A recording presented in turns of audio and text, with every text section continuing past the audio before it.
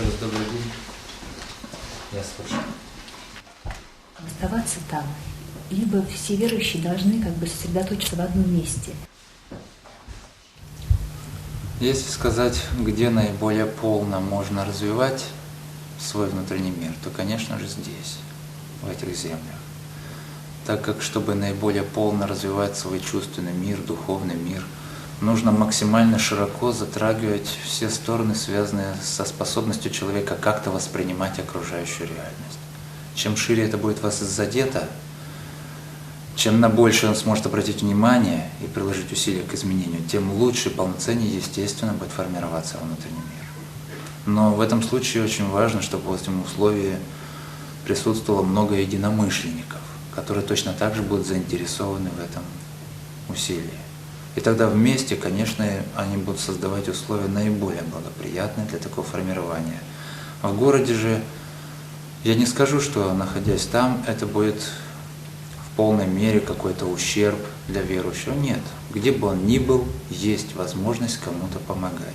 Кому-то служить всегда есть возможность. Значит, возможность реализовывать духовные качества, божественные, всегда есть возможность такая. Но там нет единомышленников.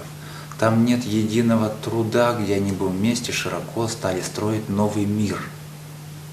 В тех условиях люди вынуждены жить в чужом мире. Мир, который они своими усилиями не перестроят в одиночку. Значит, они будут подчиняться этому миру. Значит, многим, что должно измениться в лучшую сторону, им придется жертвовать. И это будет неизбежность. Поэтому, если есть какое-то исключение, и человек видит, что ему в данном случае действительно нужно быть там, замечательно. Пускай будет, пускай делает то, что видит нужным. И таких условий бывает немало возникает. И связано с семьями внутри, где нельзя будет бросить кого-то в несчастье в каком-то, без помощи какой-то. Где часто могут в семьях играть какую-то роль немаловажную дети. С ними еще есть ряд обстоятельств, которые нежелательно было бы категорично как-то решать. Что-то их оставляет, к примеру, или уезжая сюда, или просто взяв оттуда их и привозить сюда. То есть тут нужно уже ряд деталей дополнительно просматривать. И это создает некоторую вынужденность быть там. И если она есть, ну что ж, это не надо пугаться, значит, надо делать достойно то, что в данном случае дается. Но если говорить о выборе, где наиболее полно можно развиваться, вот я дал ответ в данном случае. Хотя те, кто остаются там, по слабости своей, по неумению правильно осмыслить реальность, они, конечно, боятся признаться, что они большей частью по слабости остаются, боятся новых решений, боятся вероятных трудностей. И тогда они начинают искать дополнительные объяснения. Вот там вам легче, а вот тут нам сложнее. Хотя это, конечно, совершенно неверная оценка. А можно немножко истории? Вот 10 лет назад наша первая группа съемочная прилетела, ничего не было там, был снег, и вот как раз там было первое интервью для программы. И сейчас вот мы приехали, и столько изменилось всего, совершенно среди тайги, которая была на 40 километров, ближайшее жилье, и только пешком можно было пройти, как пешей тропой, а сейчас там сказочный город, наверное, будет. А можешь немножко рассказать, как это начиналось, с чего это начиналось, и что будет в будущем, там, как ты видишь город? Как какой-то большой город, конечно же, строиться это не будет. Очень большое скопление людей в каком-то ограниченном пространстве, оно влечет к сильным искажениям. Равновесие в природе, в жизни человека, оно не требуется. Поэтому в дальнейшем расселение людей на Земле, оно будет нести определенную закономерность, но не такую, какая сейчас прежде проявлена. И собираться в такие большие объемы, которые сейчас можно видеть в виде больших городов, это, конечно, совершенно будет неуместно, потому что это самая нежизнеспособная точка на Земле в этом случае возникает. Очень опасно для самого человека. Поэтому говорить о будущем вероятном городе мастеров здесь будет только уместно как образ, где собирается много хороших мастеров. Но вводить понятие «город» в том виде, как это общепринято, конечно, будет неверно. Такого рода город строиться не будет. И чтобы говорить о необходимости такого построения вообще, где начнут люди строить новый мир, это была очень важная задача. Так как, чтобы говорить о правильном пути, о движении в истинном направлении, мало будет говорить, не меняя свою жизнь, в принципе. Очень важно при этом показать, как это надо сделать. Должна быть пример, явный, наглядный. И тем более здесь в этом заключена очень важная задача, жизненно важная для всего человечества. Построить новый мир нужно как основу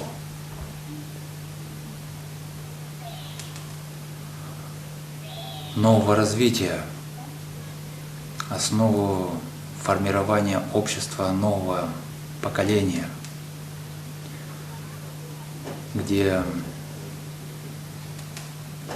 должна сложиться среда, психическая среда, которая способна будет позволить всем, кто начинает ее формировать и пребывать в ней, быть способными преодолевать любые экстремальные условия, которые на Земле неизбежны.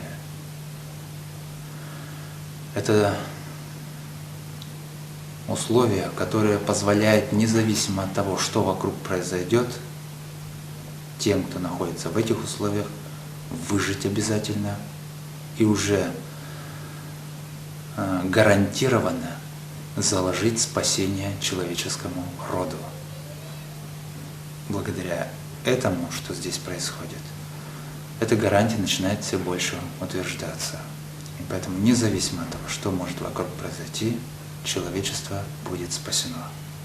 А так как человек на самом деле не умирает, и он обязательно будет возвращен на землю, даже если ему пришлось по каким-то причинам покинуть свое тело, то вот это условие, которое здесь формируется, оно как раз и задает уже настоящее спасение всему человечеству. Здесь вовсе не требуется собраться всему человечеству, но здесь должно быть такое число людей, такой критический уровень, который задает благоприятные условия для дальнейшего размножения, увеличения человеческого рода и распространения по всей Земле. Вот эту основу здесь необходимо обязательно задать в условиях, где окружающий мир должен оказаться на какое-то время неспособным разрушить эти начинания. Вот ты говоришь, что мужчина, прежде всего, человек, он должен быть мастером, жить на земле, трудиться. А можешь ты как бы образно сказать, какое знамя мастера, человека сегодняшнего дня, что должно быть изображено на знамени, если вот оно будет, такое знамя мастеров? Это важный, конечно же, момент в жизни человеческого рода, где истинным предначертанием человека является его умение быть Творцом, быть подобным Богу. А если Бог великий Творец, значит человек, являясь его подобием, он должен быть тоже Творцом. Пусть не столь масштабным, великим, как Отец, но все-таки Творцом. И для этого человек и создавался, чтобы творить. Не чтобы побыть какое-то время здесь, а чтобы научиться творить и потом уже творить рука об руку с Отцом вечно. Поэтому, конечно же, если говорить о чем-то символическом, как о чем-то, что можно изобразить на знамени рода человеческого, то там лучше было бы изобразить руку мастера. А если провести сейчас параллель такой с сегодняшним человечеством, то тут больше хочется изобразить язык, а не руку мастера. Сейчас очень много говорят, а вот сделать по-настоящему замечательно мало кто по-настоящему старается. Мы вчера были в гостях у Гончара, и когда он делал горшок, он делает из глины, а мы говорим, Вот Бог создал человека из глины, говорят, вот, да, по легенде. А ты чувствуешь, вот ты из глины тоже лепишь, ты чувствуешь себя Творцом? Он говорит, да, чувствую, точно. Надо многое, что человек испытывает нужду иметь, обязательно делать руками своими. Это нельзя штамповать с помощью каких-то приспособлений. Очень важно делать своими руками. Через это человек передает силу, свою любовь, свою веру. Он передает свои пожелания. На самом деле несут очень большую силу. Это очень значительное явление в жизни человека. И чем он больше будет раскрываться в любви своей к ближним, тем больше его изделия сами по себе они будут нести целебное воздействие, не укрепляющее будет действие нести. Поэтому рука мастера, человека верующего, действительно идущего по пути Бога, она вынуждает изменяться особенности, связанные с законами материи, то есть их преобразовывать. Поэтому прикосновение рукой человека верующего к каким-то предметам материального мира, оно неизбежно ведет к изменению структуры этих веществ. Там меняется программа, меняется информация этого вещества. И чем человек будет сильнее, опять же духовно крепче, его психические особенности будут настолько мощны, что преобразование законов материи будет очень большим. Так, как человеку сейчас даже представить сложно. И так, как если бы это сейчас показать, что может быть естеством в жизни человека, сейчас это может восприниматься как величайшее чудо, хотя это чудом не является. Это то, что естественно будет для человека. Вот таким мастером, творцом, он должен войти в законы материи. Поэтому сначала, прежде, это выражается в простых элементах быта, где человек своими руками делает то, в чем не нуждаются ближние. Это в виде гончарного искусства, кузнечного, здесь лозоплетения, когда все делается во благо ближнего, где всем хочется выразить свою радость, где даже просто человек учится почувствовать себя, что он что-то умеет. И это для него очень важно. Поэтому, когда он лепит и видит, что руки его способны сделать что-то очень действительно хорошее, и что вызывает улыбку у других, это очень сильно зажигает его. Он начинает чувствовать, что он что-то может. Ему не надо утверждать себя какими-то ложными установками, которые он создает бесконечно в себе, какими-то ненормальными утверждениями, громкими, которые он торопится везде говорить, тем самым, где он на самом деле пробует себя утвердить. Ему очень хочется быть полезным, но так как он не умеет многого, ему больше приходится об этом говорить, ему больше приходится создавать иллюзию какой-то своей значимости. И это в обилии создается. Поэтому, когда эта значимость сталкивается друг с другом, они не умеют правильно справляться со своими такими установками и обижаются, начинают видеть друг друга и врага. Потому что значимость каждого, она как бы угрожает значимости другого. Ведь значимость – это стремление быть лучше всех. И это если у каждого все начинают соревноваться. Значит, всякий, кто хочет лучше тебя быть, он видится как враг, который покушается на твою жизнь. И очень воспринимается негативно. Начинается постоянная борьба. Поэтому люди живут в условиях, где говорить о мире бессмысленно при тех усилиях, которые они прикладывают. Это полная глупость. Так жить нельзя. И нельзя бессмысленно говорить о мире в этих условиях. Надо в принципе поменять отношение человека к другому человеку. Поэтому тут нужно в глубине многое переставить по-другому и научиться человеком видеть другого человека совсем по-другому. Это серьезная задача, ее обязательно так нужно поставить в правильном свете. Поэтому, конечно же, учиться чувствовать действительно свою способность быть полезным очень важно. И вот эту хорошую способность быть полезным можно прежде найти в умении сделать своими руками что-то. Не организовать процесс какое-то творения, а сделать самому, своими руками. И почувствовать себя, что ты можешь принести улыбку ближнему, тихонечко отдав дар своих рук. Мы здесь встречались с мастерицами, она говорит, я когда шью, я никогда не покажу даже нитки, которыми я шью. Я с большой любовью и тайной я творю. И я, говорит, подарок вот именно тому человеку, кому я хочу, вот с большой любовью, вот пальто или что-то, вот, хитон, и говорит, потом человек с радостью носит, и даже говорит, мерки не снимаю, а вот именно я подарю, но никогда не делаю на заказ. Так вот, Это с самое большой благоприятное любовью. условие, да. Если так делать, то это самое благоприятное условие. Но в данных условиях, пока мастеров мало, а нужды много, неизбежно придется сталкиваться с заказами, неизбежно придется даже продавать свои изделия, что является наихудшим проявлением. Но оно ставит некоторую зависимость сейчас многих верующих от этих явлений. Поэтому пока они пользуются чем-то, что требуется покупать, значит деньги, получается, должны быть. А значит, где бы взять их? Это только можно, только продавая изделия своих рук. А многие этого не умеют делать.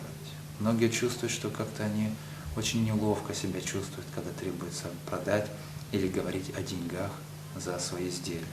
И это естественно. И не хотелось бы переучивать человека на восприятие мира по-другому, чтобы это как-то сгладилось у него внутри недовольство, неуютность. Не хотелось бы, чтобы она сгладилась. Это будет говорить о том, что он огрубел. Но есть некоторая неизбежность. И пока оно существует, конечно, оно портит эти обстоятельства в жизни верующего человека. Но надо развивать мастерство. В каждом населенном пункте здесь, где появляются верующие, где они образуют единую семью, очень важно, чтобы было немало разных мастерских, удовлетворяющих нужду живущих здесь. Тогда легче будет обмениваться тем, что они делают. И отдавать это действительно просто так. Он видит, что кто-то нуждается. Все, он сам решает, мастер, что он ему отдает. Он тихонечко пошлет кого-то и просто это положит на крылечко дома нуждающегося. И здесь невиданный какой-то расцвет искусства. Поют все, танцуют, и такой уровень очень хороший, профессиональный. А что является основой искусств? Ну, основой, на самом деле, конечно, надо смотреть еще дальше, не просто рисунок. Основой главной является способность человека петь душой, петь о красивом. Когда он внутренне любуется окружающим миром, наполняясь его красотой, и он так устремляется поэтично потом это все отобразить. Но вот этот изначальный порыв, вот он должен быть изначально внутри проявлен. А дальше мы переходим уже к технической стороне, к умению грамотно это выразить, чтобы это выразилось наиболее интересно и полно. И тут, конечно же, опыт, который возникает в жизни человеческого общества, он нормальный, там много замечательного. И там уже получается, где-то нужен рисунок, как что-то обязательное, потому что видеть красивое надо уметь его уже как-то очень упрощенно фиксировать внутри себя. И это важно во многих ремеслах, уметь рисовать. А в умении петь, пусть если не рисовать карандашом, хотя это тоже желательно было бы учиться делать, то там другие уже особенности включаются. Но главным, конечно, должно быть толчком. Это желание, жажда человека излить вот эту радость. Он как бы душой пробует петь. Поэтому можно сказать о рисунке даже и в музыке. Но в то же время можно и наоборот сказать вот о желании спеть в живописи. Именно спеть. В камне вырубить что-то, это тоже спеть. Спеть что-то красивое. И ты поешь через камень. Вот это состояние очень важно. Поэтому на искусство должно быть уделено крайне важное внимание, большое внимание. И именно со стороны духовной. Обязательно, так как это как раз никогда не делалось. Были где-то одни серьезные запреты, в другом случае какие-то ограниченные каноны введены. Но на самом деле неграмотное вторжение духовных лиц, которые должны были за что-то отвечать на земле, являясь лицом какого-то религиозного движения, нельзя было им вторгаться в область, в которой они ничего не понимали и где Богом ничего не было сказано. Но они вторглись и поставили совершенно неуместные ограничения. Это все испортило. И поэтому именно со стороны божественной, сторону искусства обязательно нужно осветить теперь же наиболее полно. Потому что закладывая основу будущего человечества, как можно сейчас так сказать, здесь, обязательно надо будет посмотреть на развитие и науки. и искусство, потому что это все духовный вопрос подразумевает. И здесь нельзя бы проводить вот эту неграмотную разницу, когда можно в одном перечне как-то через запятую перечислять наука, религия, искусство, еще что-то. Это все неправильное перечисление. Если мы говорим о жизни человеческой, в основе ее лежит духовный закон. Если мы говорим о творчестве, стремлении найти наилучшее решение выражения красивого, удобного, это уже как листья, ветви на дереве. Но корень – это духовные законы. Поэтому под всем должен быть проявлен духовный закон в настолько полной мере, чтобы исключить теперь уже навсегда те точки, которые способны будут создавать камни преткновения и на которых могут люди разделяться между собой. Вот эти точечки, белые пятна, которые до сих пор существовали, их теперь со стороны божественной надо обязательно открыть. В наибольшей мере, насколько это будет возможно, насколько в состоянии сознания человека, современного, воспринимать эти истины. Это обязательно нужно затронуть. Потому что мы говорим теперь уже о спасении, где впереди должно быть единое человечество, одна семья, обязательно одна семья, как один народ на всей земле. Но одна семья – это условие, где исключены в ее основе возможности разделяться друг с другом. Вот это все должно быть обязательно грамотно сейчас дано человеку. В общине много детей. И вот я читала, что самая высокая рождаемость по России. Мы снимали в детском садике, и дети на самом деле они отличаются, необыкновенные. Хотя вот мы спрашивали, как они питаются, как они играют, как они их воспитывают. Вот. Что должно быть, как бы, вот, может быть, основным моментом воспитания детей? Или как подходить к воспитанию маленького человечка? Чтобы здесь заговорить о воспитании, здесь сначала будет сделано большое ударение на то, чтобы взрослые поменяли себя. Так как раскрывать для детей много прекрасного будет очень трудно в связи с тем, что сами взрослые много этого не делают. И если они будут говорить о прекрасном, сами не делая того, они только все испортят в воспитании своем. Потому что у ребенка будет ассоциация идти с тем, что можно говорить о хорошем, но не обязательно это делать.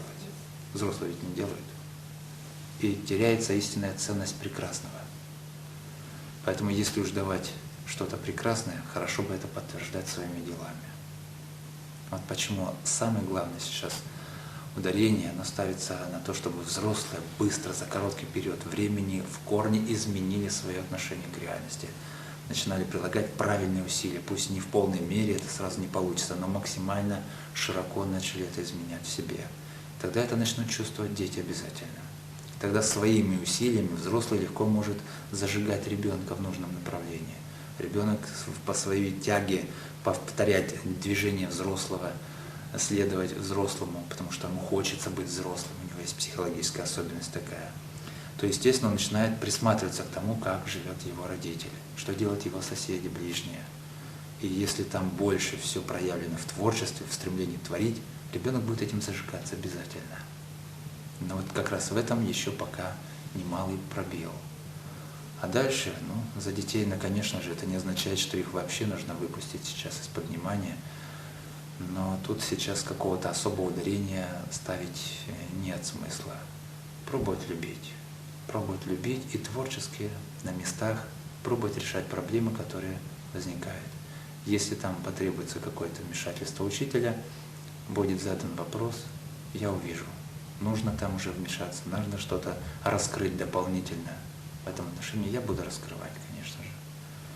Но сейчас я больше смотрю на взрослых, а там сводится к простому.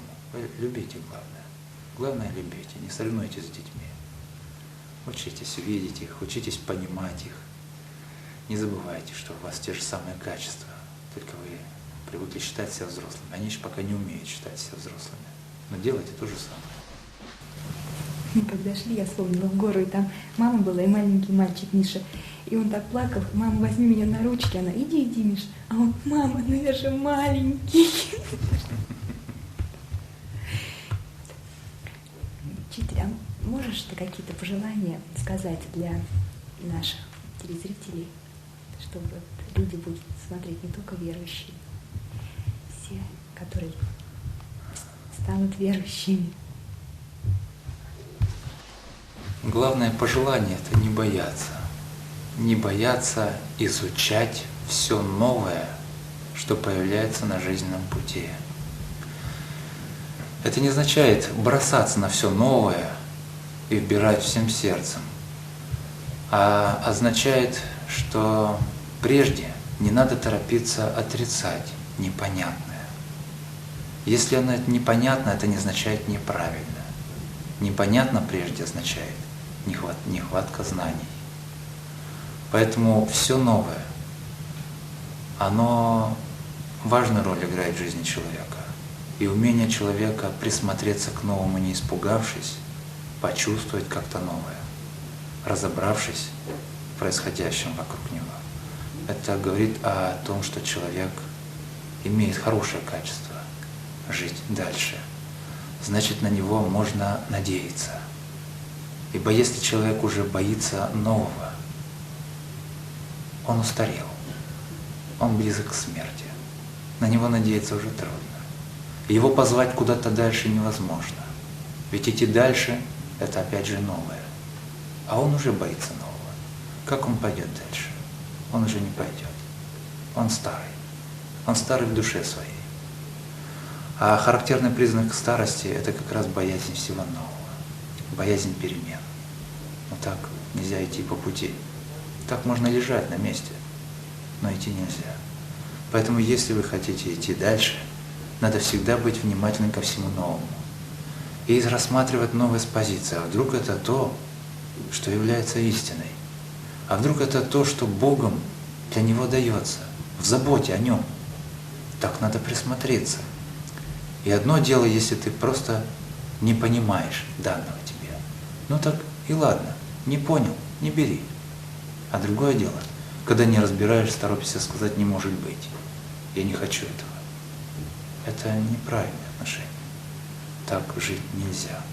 И очень жалко, что как раз прежде вот эта вторая сторона проявлена. Все боятся. Все слушают мнение других, боящихся. И вот так слепые ведут слепых. Один авторитетный человек, испугавшись, сам не сделал шаг. И других повел за собой, потому что они верят его авторитетности. А он слеп. И все попали вместе с ним в яму. Он сам не вошел в нужные врата, и другим не позволил войти. Встал и закрыл проем. И думает, что он всех спасает. Поэтому здесь очень важно отвечать за свои собственные шаги самостоятельно. И не показывать пальцем на окружающих. Вот он сказал или тот сказал. Надо учиться самостоятельно оценивать происходящее и не бояться в искренности своих решений. Но если уж определяешь что-то как истинное, надо, естественно, понимать. Прогресс в жизни человека проявляется не через массу, а через единиц. Через то, до чего многие еще не дозрели. А значит, если ты скажешь об этом, многие не поймут тебя. И им лучше будет, для них самих, для их эгоизма, признать тебя больным. Увидишь им то, чего они не видят. Ведь они не могут признать себя больными. Для них самое благоприятное видится признать тебя больным, увидевшим что-то другое. И вот тут надо не искуситься, не соблазниться, не испугаться, пойти вперед. И если променяешь это увиденное, новое, на их старое, ты ни на что не годен. На тебя уже положиться дальше нельзя. Вот здесь тоже важно не испугаться. А этот страх велик. Я его так много увидел, что даже какое-то отчаяние берется. Неужели человека можно спасти при таком его страхе? Но я пока еще верю. Тем более, что это помогает мне те, кто сюда приехали. Я их вижу и радостно за человека, что эти люди в человечестве есть. Я хотел еще спросить. Вот мы знаем, что тело – это инструмент. Вот, и как всякий инструмент, он должен быть в хорошем состоянии. Вот, я вижу твое тело в хорошем состоянии, даже под свободной рубашкой. Я когда-то был тренером в зале. Вот какие практики ты порекомендовал физические? Прежде всего гимнастику. Гимнастика – это очень хорошая отношение к своему телу. Хорошо бы не торопиться соревноваться. Когда соревнуешься, забываешь о главном, и тогда формирование тела происходит на неправильной основе, психической основе. Это приведет обязательно впоследствии к крушению какому-то. То есть искажение физиологии будет большим обязательно. Поэтому надо исключить соревнования. И, конечно же, очень важно развивать себя, поддерживать свое состояние, так как очень много делается, опять же, физическими усилиями. И если тело построено неправильно, если ты его не уважаешь, не любишь, то и сделать удастся только малое что-то. Поэтому, конечно же, очень важно не забывать об этом и, уважая свой организм, его обязательно поддерживать, насколько это возможно. Но на Земле очень много интересных уже достижений, на которые вполне можно обращать внимание. Но главное — это гимнастика, потому что, чтобы всесторонне формировать себя. Гимнастика в таком классическом? В разнообразном. Можно в разнообразном. И здесь даже можно добавить еще восточное учение, дают тоже хорошую гимнастику, очень хорошую. В умении двигаться, в умении дышать правильно, чувствовать энергию, перетекающую по телу, это очень важные элементы. Они действительно в реальности существуют, и за этим надо тоже грамотно посматривать. То есть на Востоке очень важные достижения есть. Они даны из мира внешнего, эти умения. Сам бы человек до этого не дошел. Эти знания внесены на Землю, в помощь человеку. Но традиционно замкнулись на определенной территории.